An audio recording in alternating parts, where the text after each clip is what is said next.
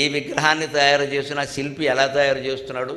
ఒక రాతి బొమ్మలో రామచంద్రమూర్తిని చెక్కాడు అనుకుందామండి. మనం ఏమంటాం, రాముడిని బాగా చెక్కాడు. రాముడిని చెక్కలేదమ్మా. రాముడు కానిదానిదంతా చెక్కేస్తే మిగిలింది రాముడు. అంత పెద్ద శిల పొడుగ్గా ఆజానుబాహు 7 అడుగుల పొడుగు శిల ఆయనకి ఇస్తే రాముడు 6 అడుగుల పొడుగుంటాడు. కాబట్టి ఏం చేయాలో నిర్ణయించుకుని ఆ పైన కొంత చెక్కి, కింద కొంత చెక్కి, మధ్యలో కొంత చెక్కి, నడువు దగ్గర కొంత చెక్కి, ఇంకొంచెం భాగాన్ని ధనుస్సుగా చెక్కి, ఇంకొంచెం భాగాన్ని వింటి నారిగా చెక్కి, ఇంకొంచెం భాగాన్ని అమ్ముల పొద్దుగా చెక్కి, ఇంకొంచెం భాగాన్ని అందులో బాణాలుగా చెక్కి, ఇంకొంచెం భాగాన్ని పక్కన సీతాదేవిగా చెక్కి, మొత్తం మీద సీతారాముల శిల్పాన్ని తయారు చేశారంటే మొత్తం మీద శిలలో సీతారాములు కానిదాన్ని చెక్కాడు, మిగిలింది సీతారాం. అంచేత మన జీవితంలో కూడా భగవంతుడు కానివన్నీ చెక్కేస్తే మిగిలేది భగవంతుడే మిగులుతుంది అక్కడ. ఈ మనం పేర్చుకున్న బంధాలు, భార్య భర్త, పిల్లలు, ఆస్తులు, సంపదలు, రకరకాల పొలాలు, ఇల్లు, నగ, నట్ర ఇవన్నీ ఉన్నాయి. ఈ భగవంతుడికి వ్యతిరేకం ఇవి. ఇవన్నీ ఉన్నంతకాలం, వీటి మీద మన వ్యామోహం ఉన్నంతకాలం భగవంతుడు దొరకడు.